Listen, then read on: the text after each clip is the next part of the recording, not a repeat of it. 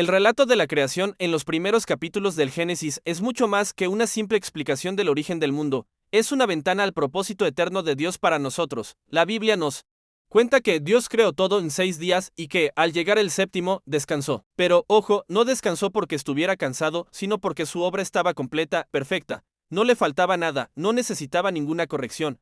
En este escenario, el ser humano aparece como la corona de la creación. Somos creados al final, no por casualidad, sino porque todo lo anterior fue preparado para nosotros. La luz, la tierra, los mares, las plantas y los animales, todo fue hecho pensando en el hombre. Fuimos creados a imagen y semejanza de Dios, recibimos propósito, identidad y una relación directa con nuestro Creador. Sin embargo, esta historia de armonía perfecta no dura mucho. La desobediencia del primer Adán rompe ese equilibrio. El orden se convierte en desorden, la vida empieza a caminar hacia la muerte y la comunión se transforma en separación. Pero desde ese mismo instante, la historia nos revela que Dios no abandona su creación, al contrario, pone en marcha una obra todavía más profunda, la recreación del hombre. Y aquí es donde entra en escena Jesucristo, a quien el apóstol Pablo llama el postrer Adán. Esta expresión no es solo poesía, significa que Cristo viene a cumplir lo que el primer Adán no pudo, viene a inaugurar una nueva humanidad, no basada en la desobediencia, sino en la obediencia perfecta. Cuando comparamos el relato de la creación con la obra de Cristo, descubrimos conexiones asombrosas. En Génesis, Dios trabaja durante 6 días. Cada día pone orden donde había caos, trae luz donde había tinieblas y siembra vida donde no existía. El sexto día es el clímax con la creación del hombre. Y luego, el séptimo día. Dios descansa porque la obra está terminada. Ahora miremos los evangelios. Vemos a Cristo en una obra intensa durante su ministerio. Sana a los enfermos, libera a los oprimidos, perdona pecados y anuncia el reino de Dios. Pero el punto culminante de su obra no son los milagros, sino la cruz. Allí, Jesús carga con el pecado del mundo. Y justo antes de entregar su espíritu, pronuncia unas palabras que resuenan con el eco del Génesis: consumado es, la obra está terminada. Así como Dios descansó después de completar la creación, Cristo descansa después de completar la obra de la redención. Y ese descanso ocurre en el día de reposo, el sábado, cuando su cuerpo yace en la tumba. Este detalle es crucial. El sábado, que en Génesis fue el día del descanso divino por una creación perfecta, se convierte ahora en el día del descanso del Hijo de Dios después de haber completado la obra de la nueva creación.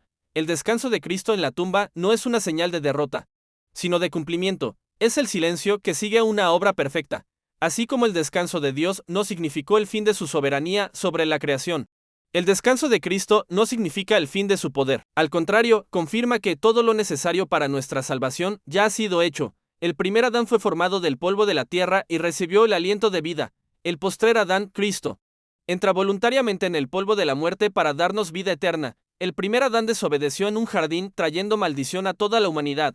El segundo Adán obedeció hasta la muerte, comenzando su entrega en el jardín de Getsemaní, y nos abrió el camino a la bendición eterna. En la creación, Dios declara que el hombre es muy bueno. En la redención, Dios declara justo al pecador que cree en Cristo. La primera creación nos dio identidad. La nueva creación nos devuelve nuestro propósito. La primera fue hecha por la palabra de Dios. La segunda es realizada por la palabra hecha carne. El descanso del séptimo día en Génesis señala un mundo en armonía con su Creador.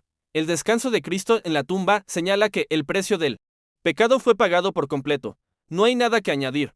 No hay obras humanas que puedan completar lo que Él hizo. La salvación, al igual que la creación, es una obra terminada. Por eso, el Nuevo Testamento nos invita a entrar en ese descanso. Y no se trata de un día de la semana, sino de una realidad espiritual.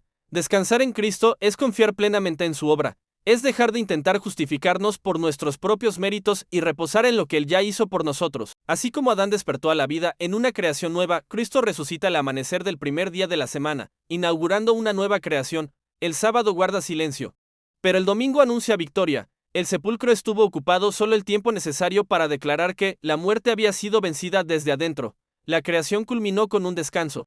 La recreación culmina con una tumba vacía. El primer relato termina con Dios descansando sobre una obra perfecta. El segundo nos presenta a Cristo resucitado, cabeza de una nueva humanidad que ya no puede ser destruida por el pecado. En conclusión, la Biblia nos muestra que Dios es fiel y coherente en todo lo que hace. Lo que comenzó en Génesis encuentra su cumplimiento perfecto en Cristo. El descanso del séptimo día y el descanso de Cristo en la tumba no son hechos aislados, sino señales claras de que Dios siempre termina lo que empieza. El hombre fue la corona de la primera creación, y en Cristo el nuevo hombre es restaurado para siempre. Gracias por acompañarnos en esta reflexión. Si este mensaje te ha animado, compártelo con alguien más. No olvides suscribirte para más contenido como este. Nos vemos en el próximo video.